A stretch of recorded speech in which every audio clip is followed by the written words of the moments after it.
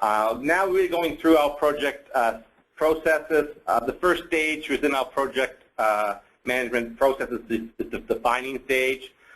This is really obviously the most important stage in achieving a successful project. This is really when the information is taken from the sales and opportunity stage, transferred over to the project stage. And if you really don't fully understand what has been offered and sold to the customer at that stage, you really are not going to be able to successfully supply and execute your project.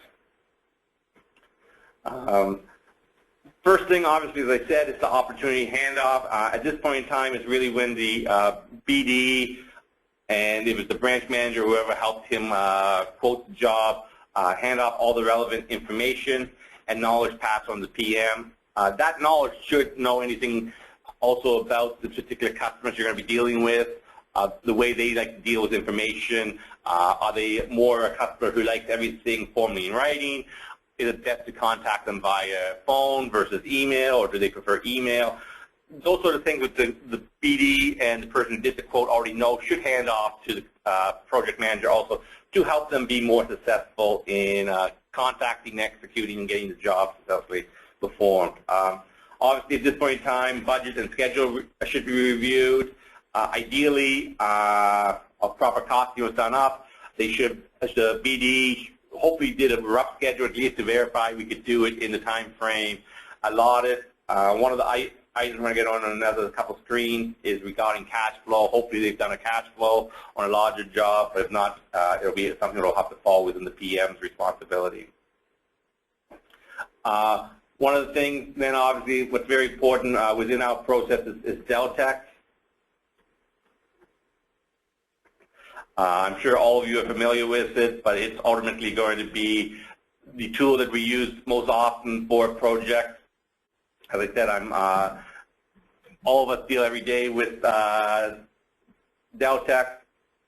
If you do have any questions specifically, once you're executing a large level C job about some of the tools and stuff, do not hesitate to reach out to me, and I'll definitely try to help out on those items.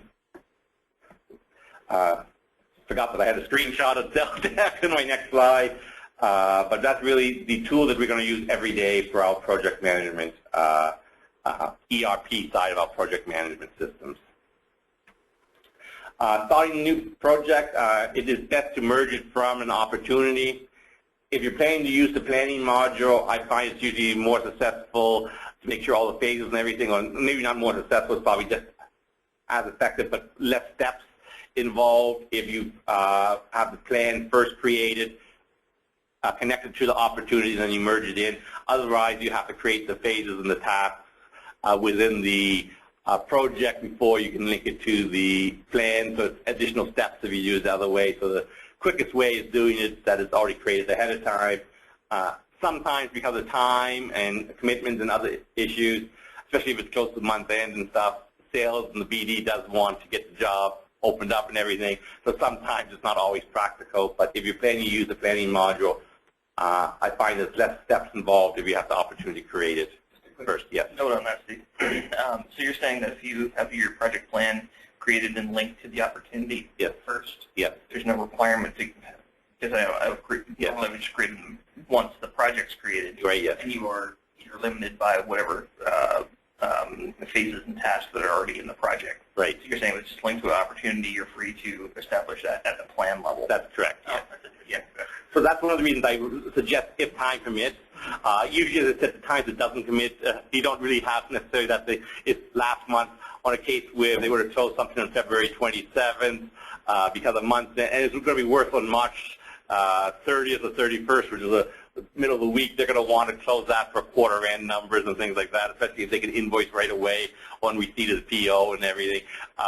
They're going to be want to get that project started quickly, so it's not always practical. So you can do it both ways, but you definitely have more flexibility if you create the opportunity and the plan before you create the project. So at that point in time, it hasn't predefined what phases, what tasks, or anything. You can really use whatever numbers you want, whatever tasks you want. So it also, if everything's filled out properly in the opportunity, it'll automatically fill most of the information in the general tab and most of the information on the technical tab. So the only thing you really have to do at that point in time is go to your invoicing page, put in your PO number, your PO value, save the project, make sure it's baselined, and then you can start billing and booking to the job and stuff. So there's definitely some opportunities.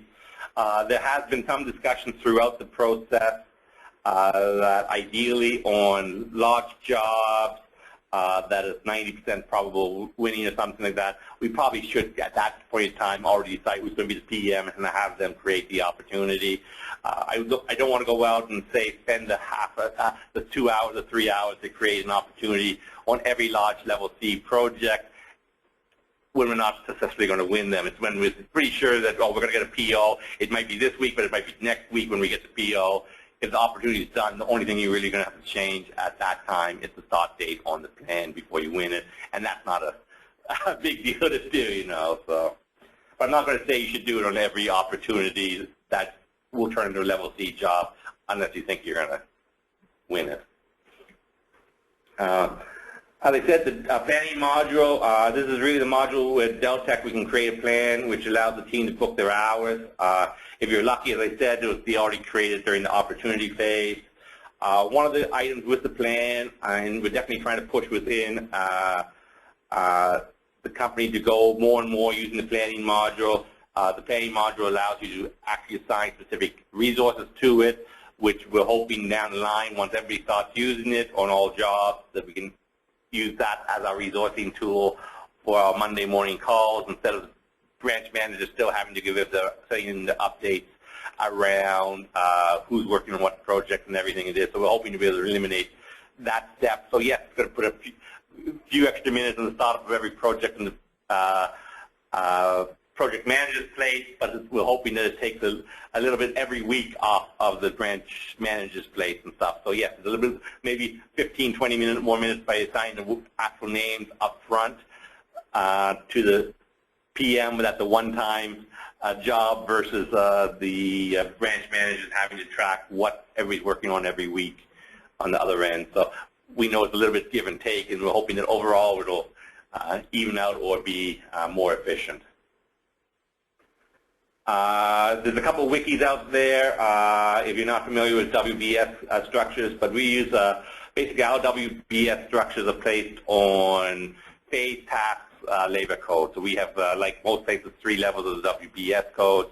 Ours are particularly by Deltek is referred to. Phase is the top level, task is the next level, and then your labor code is the 3rd level within our WBS structure. And if you're using the planning module, going through the project planning in Deltek is a pretty useful wiki.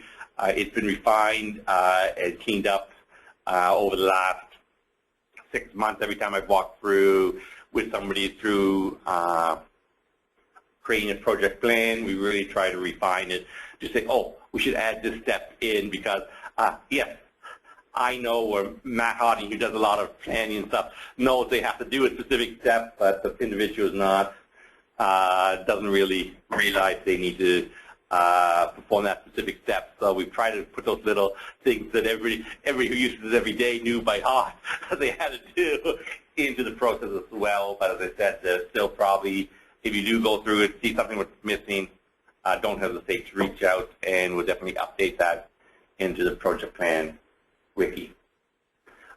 This is, as I said, real quickly, quick screenshot of it. As I said, our WBS code is based on phase, task, labor.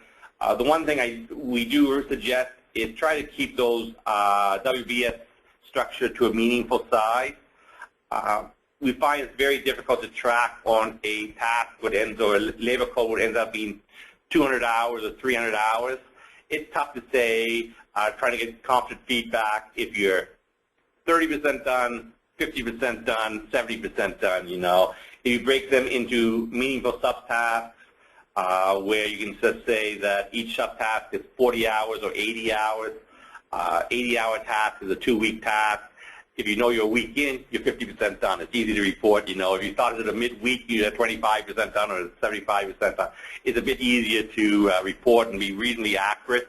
And if it's a 2-week task and the person's worked on it a week, he'll have a good sense if he's close to 50% done, if he's more than 50% done, he can give you as feedback if he's going to be on budget, under budget, over budget.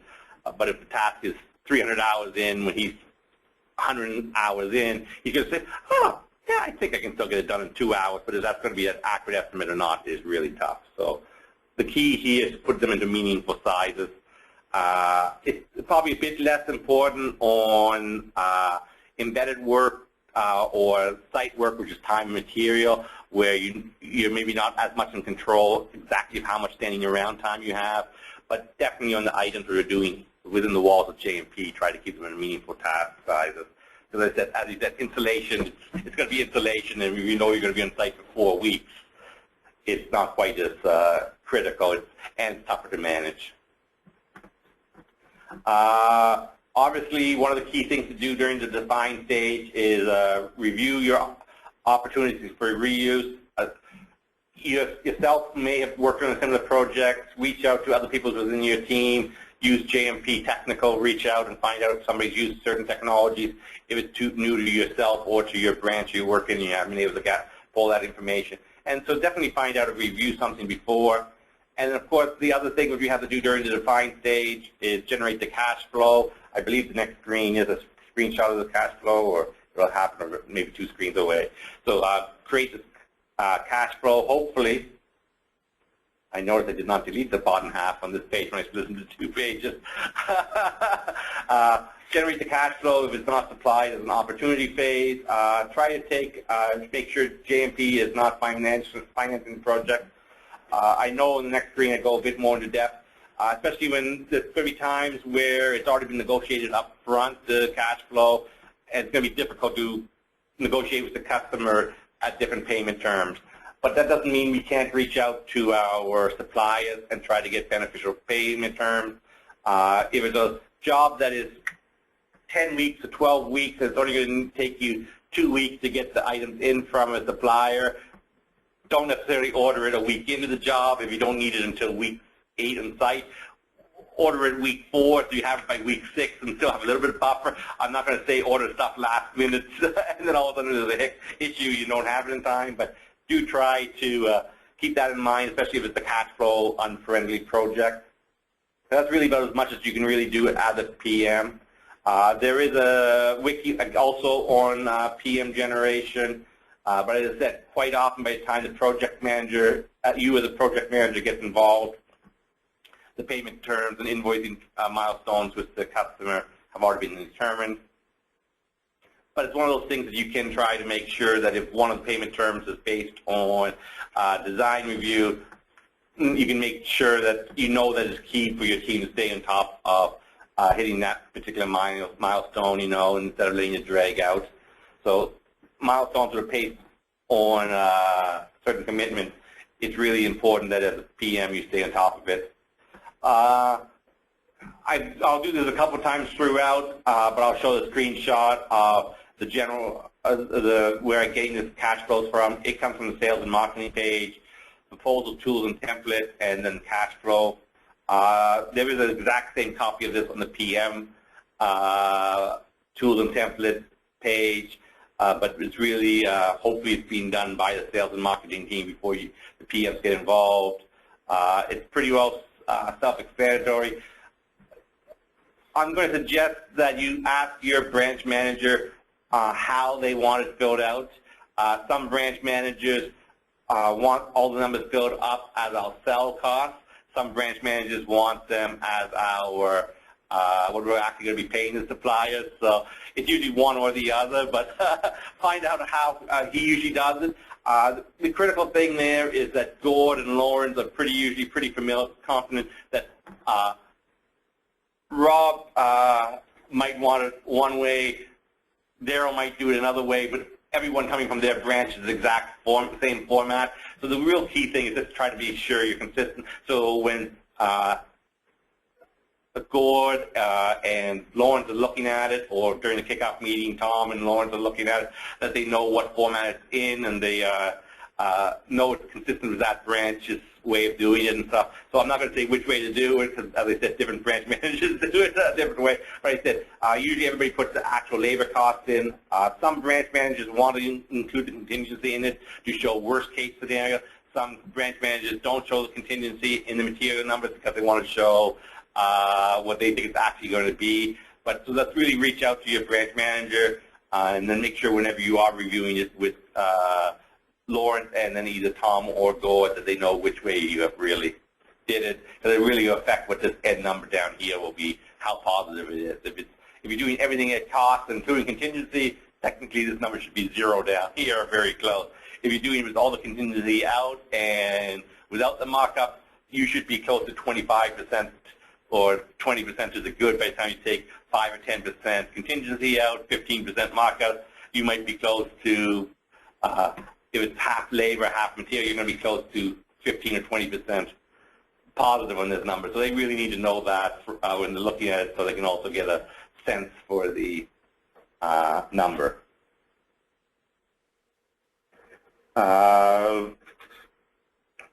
Okay, a couple other things. The first item on this page really is only applicable to Canada. Besides, the job's going to be SR&ED eligible, scientific research, educational development. Really, that's really a case where we're going to be doing anything that we really have to design and hasn't really been done before. And that's not done period before. That's either not done in that particular industry. It could be something that's commonly done in a different industry, and we as JMP are bringing it new to this industry. It could be something that has been done at a research level at MIT, you know, and all of a sudden you're bringing it to an industry. It's not something that has to be brand new. This is something that's particularly new to the particular application we're using it on. So it's not something that's completely new. It's something new to the way we are using it. Then last item within the define stage process is schedule the project acceptance meeting. This already kicks in on a lot of level B jobs. So if you've been doing level B jobs that are over $25,000, you already need to complete the PO acceptance checklist. I'm going to say there's probably about 30 questions on the checklist now, give or take. Go through it, answer yes, no.